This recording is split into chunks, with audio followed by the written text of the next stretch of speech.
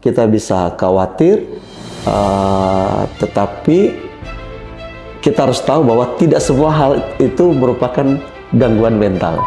Sehingga strategi yang dilakukan atau pendekatan dilakukan adalah doa puasa, doa pelepasan, tengking, ya seperti itu. Padahal tidak setiap gangguan mental itu berasal dari kuasa kegelapan. Kalau kamu kuat, ayo kamu pasti bisa. Ada saatnya memang kita mengatakan saya nggak bisa, saya lelah, saya butuh istirahat, saya butuh berhenti dulu sejenak. Apakah kita butuh teman curhat? Saya pikir kita butuh. Tapi memang perlu memikirkan dan mencari orang yang betul kita percaya. Akan sangat sulit. Karena pendekatan strategi-strategi psikologis harus tetap dilakukan. Berarti hamba Tuhan juga harus belajar, harus belajar berkaitan dengan kesehatan mental. Tetapi sama Tuhan saya yakin lah fondasi firman Tuhannya udah bagus. Tinggal pemahamannya mengenai kesehatan mental yang perlu dipertajam. Teman curhat ya, harus ada teman curhat. Gitu. Ini jadi, bagus nih program ini ya. Apa istilah tadi? Podcast curhat. Podcast curhat. Jadi kalau sudah dengar ini, kamu mengalami gangguan mental, ya perlu mungkin telepon Bu Ana tuh, Bu. Saya butuh teman curhat.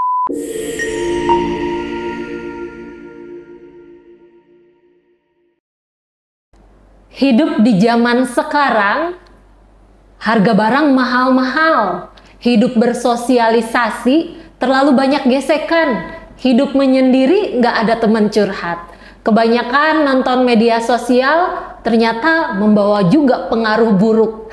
Jadi semua serba mempengaruhi mental kita. Nah, gimana sih hidup di zaman now tapi mental tetap sehat? Nah, bukan secara kebetulan sahabat curhat menyaksikan podcast pada malam hari ini karena kami mengundang narasumber spesialis nih untuk membahas masalah kesehatan mental kita. Siapakah beliau? Langsung kita sapa narasumber kita pada malam hari ini. Ya, selamat malam Pak Martomo. Selamat malam Bu Anneke. Gimana kabarnya Pak? Puji Tuhan, sehat dalam keadaan baik. Oh, luar biasa. Luar biasa. Narasumber kita pada malam hari ini adalah Bapak Pendeta Dr. Martomo Wahyudianto, Master Art Christian ya Pak ya? Christian Education, Magister Teologi. Benar, ya. Seorang gembala ya Pak, dan juga pengajar, dosen juga ya. Dan pada malam hari ini, terima kasih Pak sudah datang, dan saya percaya Bapak boleh membagikan nilai-nilai yang luar biasa untuk sahabat podcast yang mungkin pada malam hari ini sedang terganggu mentalnya untuk boleh mengalami pemulihan ya Pak. Iya. Dan sahabat podcast kalau mau curhat boleh hubungi kami di 0819 081 7-nya 4 kali 1 atau langsung komen di kolom komentar. Iya. Nah Pak, bicara soal kesehatan mental nih Pak. Kan orang bisa mengalami yang namanya depresi, stres, cemas. Betul. Itu kan adalah hal yang memang dialami oleh setiap orang ya Pak. Ya. Jadi bagaimana sih Pak diri kita atau misalnya kita melihat orang, wah ini ternyata orang ini sedang terkena gangguan mental, atau mungkin orang tersebut nggak menyadari hal itu. Nah bagaimana Pak? Ya. Jadi benar seperti yang Ibu Ana katakan bahwa setiap orang bisa mengalami stres, ya, bisa mengalami kecemasan, ya, bisa mengalami kekhawatiran, dan juga hal-hal lain yang berhubungan dengan psikis, ya. Tetapi kita perlu tahu tidak semua perasaan itu merupakan gangguan mental, ya. Pasti dari kita mungkin hari ini ada kecemasan, betul. Tapi kemudian dalam beberapa waktu bisa hilang. Mungkin ketika kita kangen dengan anak atau keluarga lain, istri atau suami yang jauh dari kita, mungkin bisa menangis. Tetapi dalam waktu berikutnya kita bisa tetap bersukacita. Artinya bahwa kita bisa cemas, kita bisa menangis, kita bisa khawatir. Tetapi kita harus tahu bahwa tidak semua hal itu merupakan gangguan mental. Oh, Iya. kecemasan yang biasa dialami orang itu belum tentu terganggu mentalnya. Betul, iya. Iya. Lalu mental yang seperti apa Pak yang dibilang lagi nggak sehat nih mentalnya? Nah, mental yang nggak sehat itu ketika kecemasan itu berlanjut dalam intensitas waktu yang cukup lama. Ya, kita menangisi seseorang dan kemudian terus-menerus menangis dalam waktu yang cukup lama, bisa 3 hari, 4 hari, mungkin ada yang sebulan, bahkan ada seorang yang kehilangan sampai bertahun-tahun. Ya, jadi waktu yang panjang. Nah, bukan cuma waktu yang panjang, tetapi terjadi perubahan-perubahan di dalam kehidupannya. Yang mungkin dulunya dia produktif, tetapi kemudian mulai berkurang produktivitas hidupnya. Ya, hal-hal yang positif mulai berkurang. Nah, itu kita sudah bisa identifikasi bahwa orang ini memiliki permasalahan berkaitan dengan mentalnya. Seperti itu.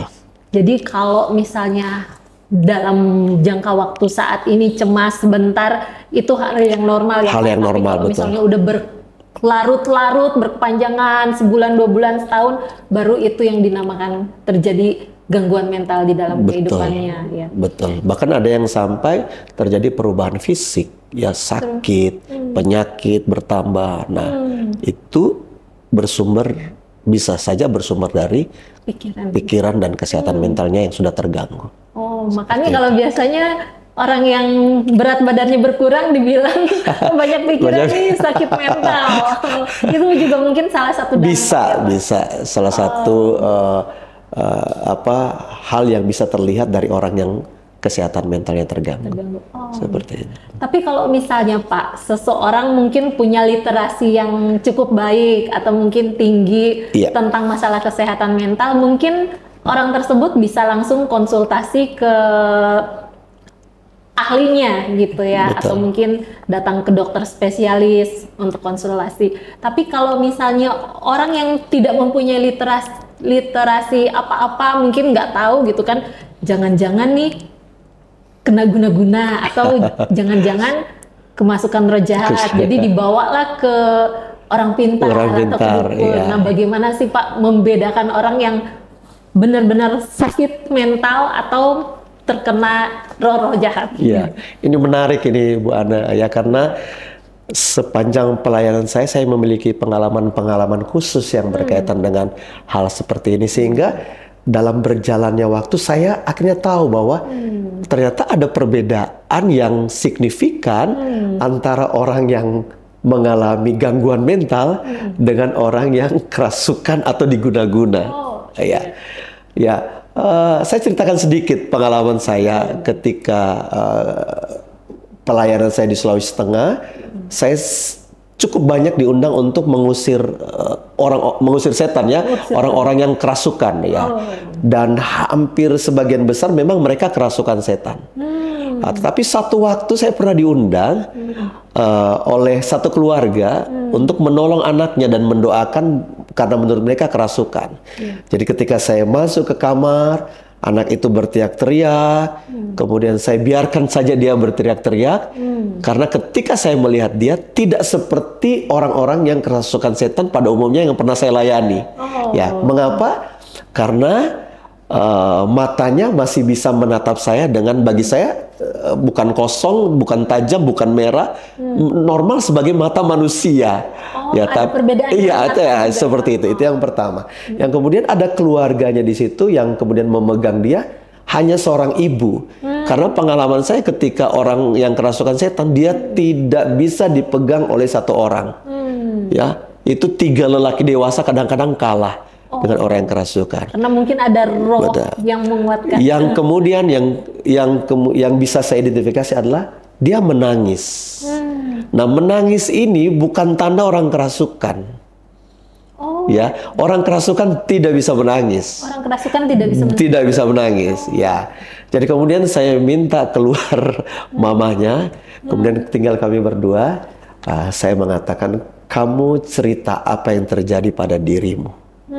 Nah, dia masih menangis, saya biarkan dia menangis. Setelah menangis, saya bilang, kamu tidak kerasukan, tetapi kamu punya problem yang mungkin kamu sulit menceritakan. Dan akhirnya memang ketahuan bahwa dia memakai uang sekolah yang cukup besar, dan kemudian dia sulit untuk mengembalikan uang sekolah tersebut. Sehingga dia memikirkan itu cukup waktunya, sehingga akhirnya dia mengalami kecemasan, berhari-hari dia menangis.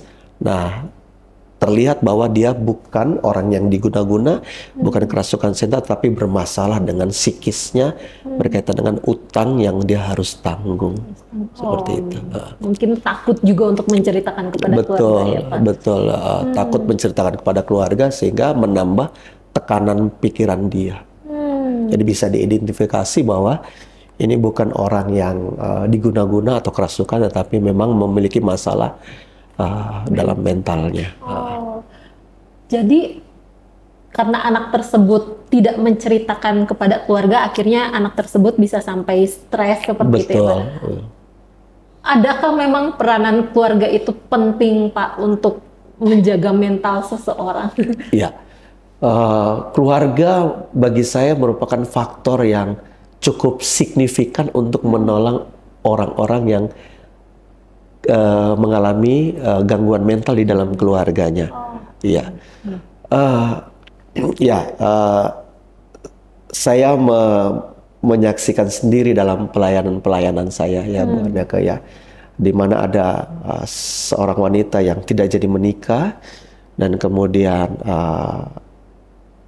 dia mengalami depresi yang berkepanjangan. Ya, tetapi kemudian dia mengalami pemulihan dengan baik karena peran keluarga berfungsi dengan baik. Mereka mensupport, mereka menopang dalam banyak hal, ya, memberikan kekuatan-kekuatan lewat perkataan, membawa dia untuk berkonsultasi dengan orang yang mengetahui berkaitan dengan mentalitas, psikiater ya, kemudian memberikan dukungan, memberikan suasana rumah yang bisa mendukung dengan baik dari perkembangan mentalnya. Ya, jadi penting sekali keluarga ini memikirkan bahwa setiap orang di dalam keluarga itu bisa saja salah. Kita tidak boleh hanya menerima keluarga yang hidupnya benar, selalu benar. Satu waktu pasti di dalam keluarga, entah anak kita, keluarga kita, suami kita bisa berlaku salah. Dan saat dia berlaku salah yang mempengaruhi hidupnya, mentalnya, maka mari kita support dia. Ya, kita bisa menerima semua prestasi dan kelebihan. Seharusnya kita bisa menerima kekurangan yang mengganggu mentalitas dia. Nah, di sini peran keluarga untuk menopang orang-orang seperti itu sangat penting. Jadi begitu berpengaruhnya peranan keluarga. Betul, ya Pak. Nah, kalau dari peran gereja sendiri bagaimana tuh Pak? Biasa kalau misalnya ada orang yang mungkin stres, terganggu, ya udahlah datang jemaat aja dulu, nggak usah melayani atau apa. Ada nggak peranan penting dari komunitas juga bagi orang yang terkena gangguan mental? Ya, benar Mbak Ana. Ke gereja seharusnya menjadi bagian yang integral dari perkembangan mental keluarga-keluarga yang ada di dalam gereja itu ya, anggota-anggota jemaat ya. Nah, yang beberapa gereja yang saya perhatikan seringkali setiap gangguan mental seringkali diidentifikasi sebagai penyerangan kuasa kegelapan. Sehingga strategi yang dilakukan atau pendekatan dilakukan adalah doa puasa, doa pelepasan, tengking ya, seperti padahal tidak setiap gangguan mental itu berasal dari kuasa kegelapan. Seperti yang sudah saya jelaskan tadi, ada kasus per kasus. Ya, sehingga seorang hamba Tuhan atau gereja juga perlu memiliki pemahaman yang benar berkaitan dengan gangguan mental dan juga dengan gangguan kuasa kegelapan. Nah, seberapapun seringnya kita bertengking, mendoakan, kemudian mengusir, kalau memang nyatanya dia gangguan mental, itu tidak akan bisa sembuh. Ya, betul. Karena ya. dari ciri-ciri fisiknya aja tadi terlihat ya Pak, Betul. seperti tatapan kosong, mata Betul. merah. Jadi pendekatan secara psikologis itu penting, tetapi pendekatan secara psikologis yang ditopang oleh kebenaran firman Tuhan. Jadi psikologis tidak bisa berdiri sendiri juga. Jadi biasanya psikologis mendekatinya adalah kamu harus berpikir positif, kamu harus melakukan ini secara positif. Itu tidak juga bisa menyembuhkan, tetapi topangan firman Tuhan ini penting sekali bagi orang yang mengalami gangguan mental. Iya. Jadi disinilah peran gereja, peran hamba Tuhan yang harus mengerti bagaimana melayani dengan firman kepada orang-orang yang mengalami gangguan mental. Pendekatan secara psikologis sebagai seorang psikiater harus dipahami juga oleh seorang hamba Tuhan, tetapi konten yang untuk dimasukkan ke dalam hati dan pikirannya adalah kebenaran firman. Itu penting. Iya. Nah, itu yang membedakan kita dengan psikiater pada umumnya. Kalau psikiater pasti ada strategi-strategi psikologis, ya, tapi tidak semua strategi psikologis bisa menyembuhkan, meringankan bisa. Tetapi kita yakin bahwa kebenaran firman Tuhanlah yang pasti akan memulihkan. Iya. Berarti hamba Tuhan juga harus belajar, harus belajar berkaitan dengan kesehatan mental. Tetapi hamba Tuhan saya yakinlah fondasi firman Tuhannya udah bagus. Tinggal pemahamannya mengenai kesehatan mental yang perlu dipertajam. Seperti itu. Memperluas pengetahuan lebih. Iya, benar. Iya. Dari pengalaman Bapak selama melayani gitu ya Pak, tentang gangguan mental atau kesehatan mental ini di antara pria dan wanita, mana sih Pak yang biasanya paling sering Bapak jumpai karena mereka mengalami masalah kesehatan mental? Iya. Yang paling sering jelas wanita. Paling banyak yang saya layani berkaitan dengan kesehatan mental itu adalah wanita. Bisa tahu nggak? Termasuk juga kenapa harus wanita? Kenapa harus wanita yang lebih banyak? Sebagai wanita. Ya, ya, secara ilmu pengetahuan, maksudnya secara ilmu psikologi kan ada perbedaan yang mendasar dari wanita pada umumnya dengan pria. Pada umum kita udah tahu lah, pada umumnya wanita cenderung menggunakan emosi lebih banyak dibandingkan dengan pria pada umumnya ya. Tetap ada wanita-wanita yang logikanya juga lebih tajam daripada pria, tetap ada, tetapi pada umumnya ya, sehingga bisa dimungkinkan ada hubungan antara kesehatan mental dan natur diri wanita yang kecenderungan untuk menggunakan emosi menjadi alat utama untuk meluapkan pikiran-pikirannya melalui emosi seperti itu. Ya, cenderung, sehingga dalam pelayanan yang saya lihat wanita lebih banyak mengalami gangguan kesehatan mental. Nah, tetapi tidak tertutup bahwa pria bisa. Bahkan dalam penelitian yang saya baca dari buku dari WHO yang saya baca, beberapa literasi yang saya baca, ketika pria mengalami kesehatan mental bisa akan lebih parah daripada wanita. Oh, pria lebih jarang tetapi bisa lebih parah daripada wanita. Seperti itu. Karena pria dalam penelitian yang saya baca banyak melampiaskan gangguan mentalnya kepada hal-hal yang sangat negatif dan merusak diri dan akhirnya bisa merusak keluarga. Seperti misalnya drugs ya, kemudian judi ya, kemudian banyak hal-hal negatif, dan itu pasti akan bukan cuma merusak dirinya, tetapi juga merusak keluarganya itu. Ya. Jadi yang lebih banyak wanita, yang lebih jarang pria, tetapi sekalinya rusak akan lebih parah. Dan rusaknya pria nanti akan merusak wanita di dalam keluarga itu mental, sangat mempengaruhi. Dan bisa merusak mental anak-anaknya juga ya, keluarganya gitu ya. Tapi itu bisa dipulihkan nggak sih Pak? Oh jelas bisa. Ya. Pendekatan psikologi seperti saya katakan tadi dalam penelitian-penelitian bisa memulihkan, ya memulihkan, ya secara ilmiah kan sudah banyak lah penelitian bahwa pendekatan psikologi untuk memberikan kekuatan kepada orang-orang yang mengalami gangguan mental itu pasti bisa dilakukan, ya tetapi kita juga karena kita ini dalam ranah kekristenan, ya seperti yang saya katakan bahwa pemulihan itu dari Tuhan itu benar, ya. Tetapi makanya hamba-hamba Tuhan perlu mengerti pendekatan psikologisnya seperti apa. Tetapi isi untuk pemulihan itu adalah kebenaran firman Tuhan itu sendiri.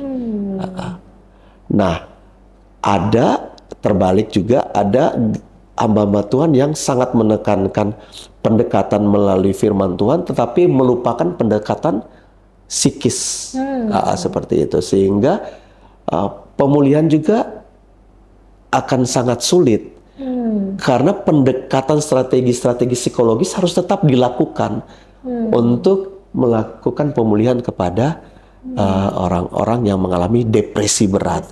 Ya, saya berikan contoh, ada yang pernah di jemaat kami yang kami layani, kita sudah doakan ya, kita sudah bantu dengan firman Tuhan, tetapi tetap tidak bisa maju dalam perkembangan mentalnya. Apa yang harus dilakukan? Ya kita harus bawa ke rumah sakit jiwa. Iya. Dan di rumah sakit jiwa, dokter, para ahli psikologi punya cara bagaimana untuk menyembuhkan jiwanya melalui pendekatan medis. Betul, seperti melalui itu. Obat-obatan juga. Betul, melalui obat-obatan juga. Karena gangguan kesehatan mental bukan hanya berkaitan dengan psikis, tapi ada syaraf-syaraf tertentu yang harus diobati di dalam diri orang yang terkena kesehatan mental. Ya.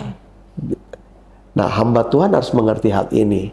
Kalau kita sudah berupaya melakukan konseling, memberikan kebenaran firman Tuhan, mendoakan tetapi tidak ada kemajuan, kita harus memutuskan untuk menggandeng dokter untuk melakukan hal tersebut.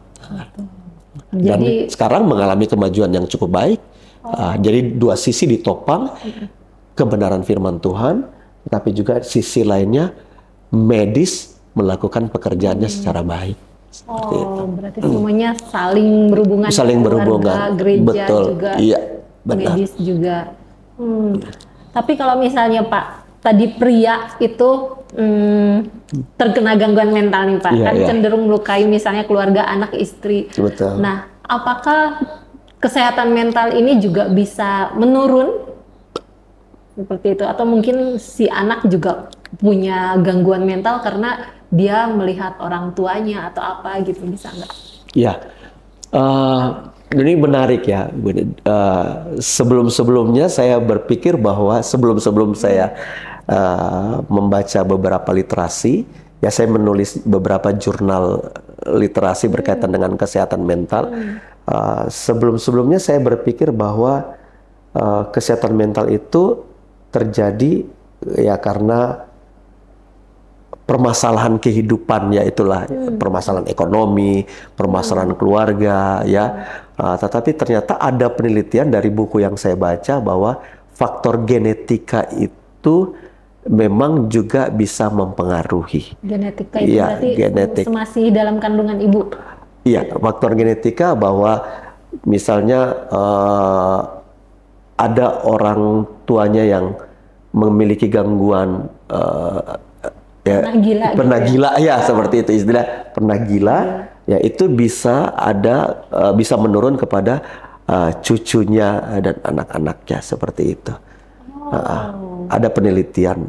Dalam catatan saya dari buku yang saya baca, ya dalam buku yang saya baca, ya saya boleh lihat ini. Ya, dari catatan saya. Nah, ini buku yang saya baca ya dari WHO. Dikatakan bahwa dari penelitian ini menunjukkan orang yang memiliki keluarga dengan riwayat gangguan mental memiliki resiko yang lebih tinggi untuk mengalami hal yang sama. Resiko yang lebih tinggi untuk mengalami hal yang sama dibanding dengan orang yang tidak memiliki riwayat keluarga yang seperti itu. Ya, jadi resiko untuk depresi, ya gangguan bipolar atau skizofrenia, ya itu seperti itu. Nah, ini kecemasan yang berlebihan. Nah, itu potensi dia mengalami itu lebih tinggi daripada orang-orang yang tidak memiliki genetika itu. Berarti seperti itu. Ada potensi ya. Ya, potensi lebih besar untuk dia cepat mengalaminya. Gitu. Tapi kan Pak, supaya nggak stres, supaya nggak cemas, supaya nggak simpan masalah seorang diri, kita ini kan butuh seperti teman curhat. Betul, ya. Tapi katanya di zaman sekarang ini udah insecure lah, mau curhat sama siapa nanti ya. disebar-sebarin. Tapi kalau nggak curhat, kita pendam sendiri, kita yang stres. Tapi kalau curhat ke orang, nanti semua orang seluruh dunia tahu masalah kita. Nah, jadi langkah apa sih yang harus diambil supaya mental tetap terjaga, tapi kita tahu harus curhat atau enggak? Iya. Nah, ini saya sendiri ya menjaga mental saya tetap sehat, bahwa tidak semua hal yang kita lihat, kemudian kita dengar, yang melemahkan kita, harus kita pikirkan. Oh, tidak semua. Ya, misalnya, Pak Martomo itu kurang adil. Misalnya ya dengar begitu. Nah, kalau kata kurang adil itu kemudian saya pikirkan terus-menerus, dan itu akan membuat mental saya terganggu. Ya, pikiran saya terganggu. Ya. Kecenderungan kita bahwa kita ingin selalu dipandang positif ya. Betul. Sama semua orang, itu kecenderungan kita. Pokoknya apapun itu kita harus positif lah. Gitu, sehingga kita sulit untuk menerima hal-hal yang negatif. Ya, di sini kita perlu mengolah pikiran kita bahwa ya kita harus menyadari bahwa kita ini memang tidak selamanya baik dan benar. Tetapi juga kita tidak bisa mengatur orang berpendapat terhadap hidup kita. Sehingga ya istilahnya apa ya, easy going ya. Cuek. Ya, bukan cuek, tetapi jangan sampai itu mempengaruhi kita. Jangan sampai itu mempengaruhi kita. Itu yang pertama ya. Jadi saya pikir kita perlu menyaring tidak semua hal yang harus kita pikirkan. Nah, menurut saya kebenaran firman Tuhan itu bagus ya. Ya, Ibu Anda kan masih ingat dalam Filipi ya, mengatakan bahwa semua yang baik, semua yang benar, semua yang indah, semua yang sedap didengar, semua yang mulia, semua yang suci, pikirkanlah semuanya itu. Sehat mental kita. Ya, itu ya. Ini dari pendekatan spiritualitas ya. Ya, itu yang harus kita lakukan. Pikirkanlah semuanya itu. Yang kedua, apakah kita butuh teman curhat? Saya pikir kita butuh. Tapi memang perlu memikirkan dan mencari orang yang betul kita percaya. Bagi saya memang idealnya adalah hamba Tuhan. Pendeta. Nah, pendeta ini memang harus bisa dipercaya. Kalau sudah diceritakan ya cukup sampai kepada kamu. Dan memang etika konseling kan seperti itu. Ketika orang curhat, ya cukup sampai di kita. Bahkan kadang-kadang istri atau suami jangan sampai kecuali persetujuan dari orang yang kita konseling. Kita butuh teman curhat. Saya pun butuh teman curhat. Ya, saya punya teman curhat tentunya. Ya selain istri ya, saya punya ketika saya butuh bicara dan sepertinya saya sudah agak marah-marah. Saya bilang, kita ketemu yuk. Makan, selalu makan ya. Makan. Dan di situ saya bisa mengungkapkan banyak hal dan meminta pandangan. Jadi saya pikir berbicara dengan orang lain itu penting. Anak-anak sekolah, saya selalu katakan kepada mereka, kalau kalian sudah mulai stres dengan tingkat pembelajaran, please jangan berdiam diri. Jangan berdiam diri. Ya, cari orang untuk kamu bicara. Kalau orang tuamu kamu nggak agak sungkan, temanmu agak sungkan, mungkin gurumu ada yang kamu dekat, coba bicara. Jadi jangan berdiam diri. Mengungkapkan isi hati dan perasaan kita itu sangat penting. Ya. Jangan berdiam diri. Jadi tadi going ya. Ya, tidak semua hal yang harus kita masukkan ke pikiran. Yang perlu dipikirkan tadi semua yang baik, semua yang indah, semua yang sedap. Itu Filipi 4 ayat 8. Iya, pikirkanlah semuanya itu. Ada teman curhatnya. Ya, harus ada teman curhat. Gitu. Ini jadi, bagus nih program ini ya. Apa istilah tadi? Podcast curhat. Podcast curhat. Jadi kalau sudah dengar ini, kamu mengalami gangguan mental, ya perlu mungkin telepon Bu Ana ke Bu, saya butuh teman curhat. Itu penting sekali. Ya, sampai saat ini saya juga punya teman curhat. Ya, buat sahabat podcast nih, sahabat curhat yang mau curhat, boleh hubungi kami di 0819 081 7-nya 4 kali 1 atau langsung komen di kolom komentar di channel YouTube New Life Batam. Jadi kayaknya seorang hamba Tuhan itu punya apa ya Pak? Sepertinya punya masalah yang lebih banyak ya Pak, karena semuanya curhat ke hamba Tuhan dan hamba Tuhan curhat kemana? Katanya curhat sama Tuhan saja itu udah pastilah kita hamba Tuhan ini curhat sama Tuhan. Tetapi sebagai manusia kita tetap butuh orang lain untuk kita berbicara.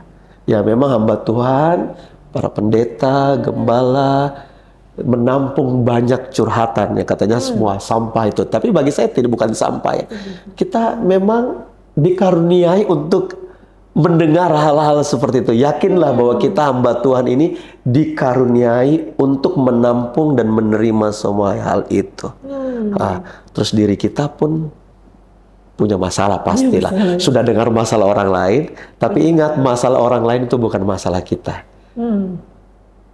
Masalah orang lain itu bukan masalah kita, tapi kita membantu mereka untuk mencari solusi dari permasalahan mereka. Jadi ketika orang lain curhat kepada kita, jangan menjadi beban ya Bu. Kita ini pendeta emang hamba Tuhan, memang kita ingat kita dikaruniai untuk menampung masalah orang lain dan mencari solusi.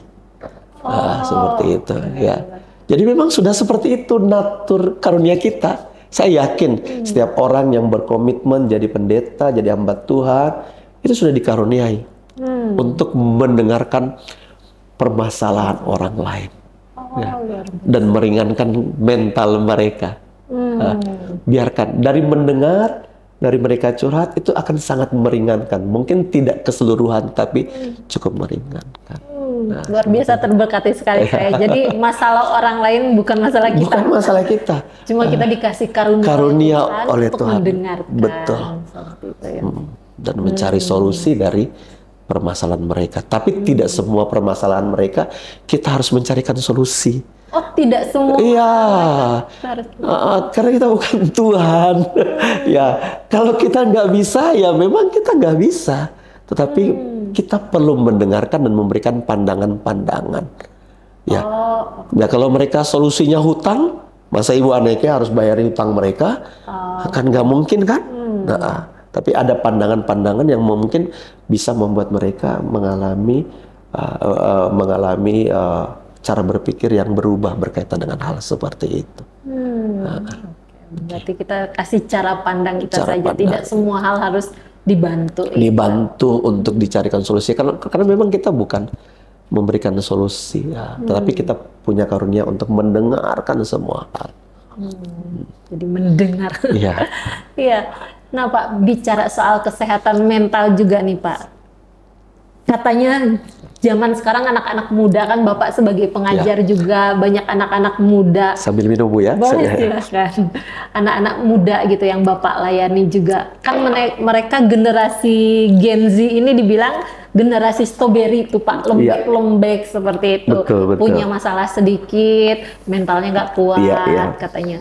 Nah, apakah generasi ini nanti suatu saatnya akan memiliki kecenderungan lebih banyak terganggu mentalnya daripada mungkin generasi yang baby boomer atau generasi milenial seperti itu?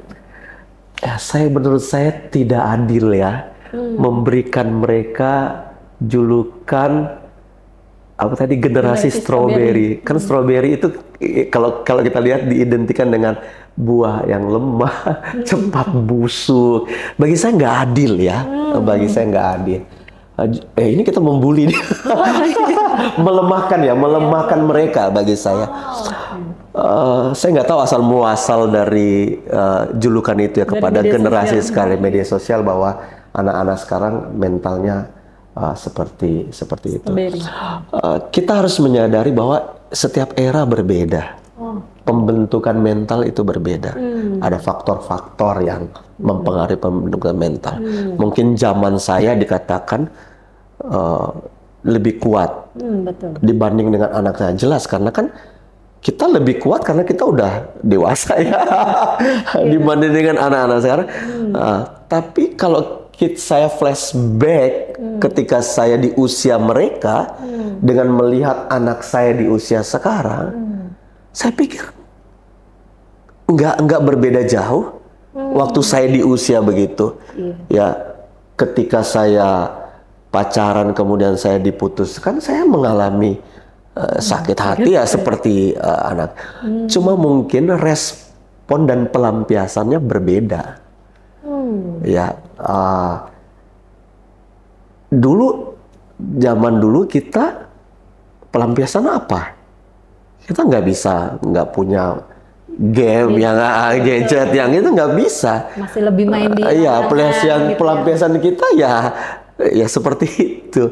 Tapi anak-anak sekarang dengan perkembangan digital, perkembangan teknologi yang canggih, kemudian informasi yang cukup banyak mereka dapatkan yang membentuk pola pikir karakter mereka, ya. Nah, memang eranya seperti itu, Bu Aneka, dan itu yang kita harus menyadari ada perbedaan-perbedaan. Kalau mereka dibilang lemah, tidak juga. Ya, kita tahu loh anak-anak sekarang banyak yang hebat, kreatifnya luar biasa, inisiatifnya inovatif yang kita tidak duga-duga mereka bisa berpikir. Ya. Memang kalau kita fokus kepada anak-anak yang mental lemah, ya memang kita akan menemukan seperti itu. Tapi tidak. Ya justru kalau kita berdiskusi dengan mereka di dalam kelas, ya mereka akan cepat mendapatkan pengetahuan lebih. Karena apa? Mereka tahu dari mana sumber pengetahuan yang mereka bisa dapat dibanding kita yang tua-tua ini.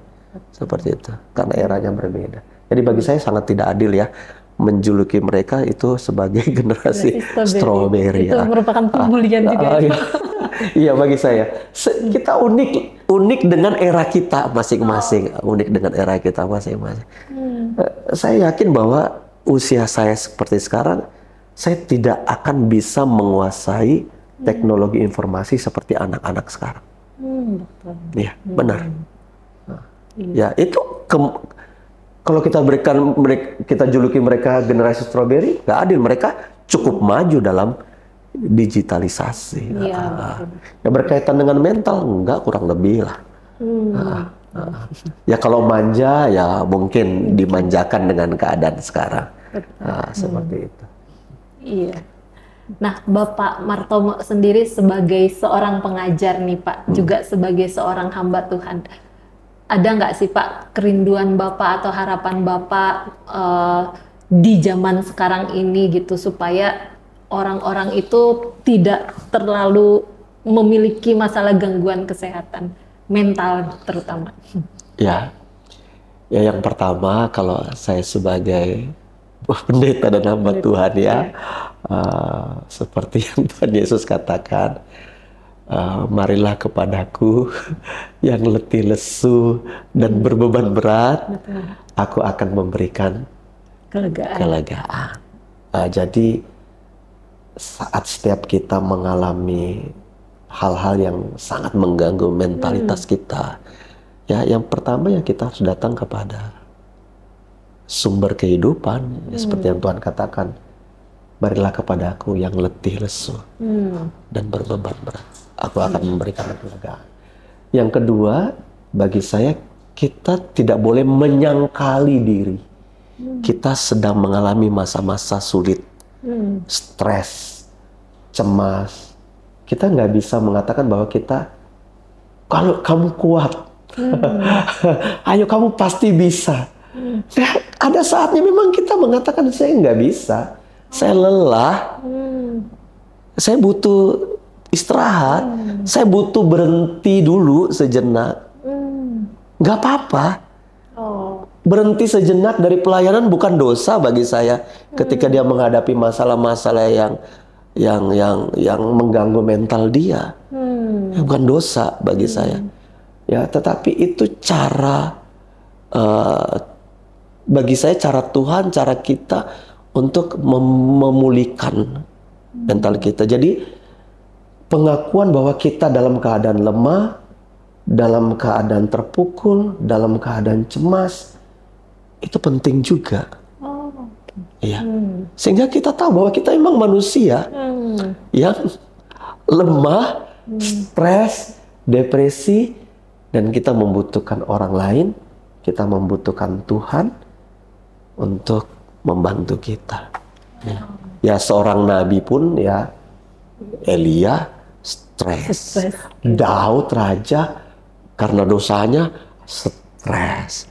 Petrus mengingkari, stres dia. Apalagi cuma saya, Martomo, mau dibandingkan dengan Elia, Petrus, Musa aja pimpin bangsa itu, stres dia sampai marah kan, yang harusnya gunung batu diajak bicara, tapi kemudian dipukul sama dia. Jadi ya kita punya potensi, jadi kita harus mengakui bahwa kita ada saatnya lemah, dan kita harus mengakui hal itu. Saya rasa setiap orang bisa mengidentifikasi dirinya, mengidentifikasi ada signal-signal di dalam dirinya yang ketika dia mengalami gangguan mental. Ya, tubuh sebenarnya memberikan signal bahwa kita terganggu. Ya, mental kita. Ya, saya rasa kita tahu ya. Kayak saya tahu saat lambung saya tidak baik, walaupun makannya baik, berarti saya mulai terganggu mental saya, sehingga saya harus identifikasi ini apa ini, pikiran yang berlebihan. Pertama, kita bisa mengidentifikasi diri kita. Kemudian hal-hal lain yang bisa kita lakukan, ya banyak orang bilang ya olahraga juga penting. Tapi saya ini orangnya nggak suka olahraga. Tapi saya punya hobi lain, menyanyi, main musik. Itu mungkin hal-hal yang mungkin kita bisa lakukan untuk mengurangi beban, tingkatan stresan. Seperti itu. Betul. Kadang ada orang yang terlihat selalu powerful, tapi ada saatnya dia juga harus mengakui bahwa dia butuh istirahat juga. Betul. Menarik sekali sih Pak tentang kesehatan mental yang dibahas pada malam hari ini. Masih pengen banyak tanya-tanya, tapi berhubung durasi. Iya, benar. Sebelum kita berpisah dengan sahabat curhat Pak, mungkin ada quotes yang Bapak mau sampaikan buat sahabat podcast yang menyaksikan. Ya, saya sudah menulis ya quotes saya berkaitan dengan hal ini. Izinkan saya membacanya saja ya. Saya nggak bisa hafal ya. Kesehatan mental bukan berarti tak pernah merasa lelah, tetapi tahu kepada siapa harus bersandar saat kelelahan melanda. Yang kedua, ada dua ya. Menjaga kesehatan mental bukan berarti menghindari masalah. Tapi percaya bahwa Tuhan selalu memberi kekuatan untuk menghadapi setiap badai hidup. Ya, sekali lagi ya, karena saya sebagai pendeta dan hamba Tuhan, bahwa tempat terbaik untuk bersandar adalah kepada Tuhan dan firman-Nya. Kita memerlukan orang lain, tetapi orang lain pun tetap terbatas. Nah, tempat terbaik adalah kembali datang kepada Tuhan dan kebenaran firman-Nya. Oke, luar biasa sekali. Tempat terbaik adalah bersandar kepada Tuhan dan kebenaran firman-Nya. Iya. Terima kasih banyak Pak Martomo buat waktunya, buat nilai-nilai yang sudah dibagikan pada malam hari ini.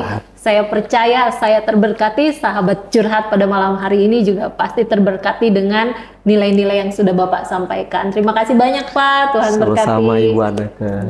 Dan kami juga mengucapkan terima kasih banyak kepada sahabat curhat yang sudah menyaksikan siaran ini. Kami percaya nilai-nilai yang dibagikan boleh menjadi berkat dan kekuatan bagi kehidupan kita, supaya kehidupan kita menjadi lebih baik lagi dan lebih bermakna. Kalau sahabat podcast mau curhat, boleh hubungi kami di 0819 081 7-nya 4 kali 1, atau langsung komen di kolom komentar di channel YouTube New Life Batam.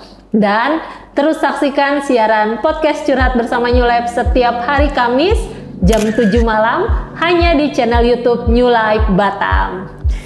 New Life.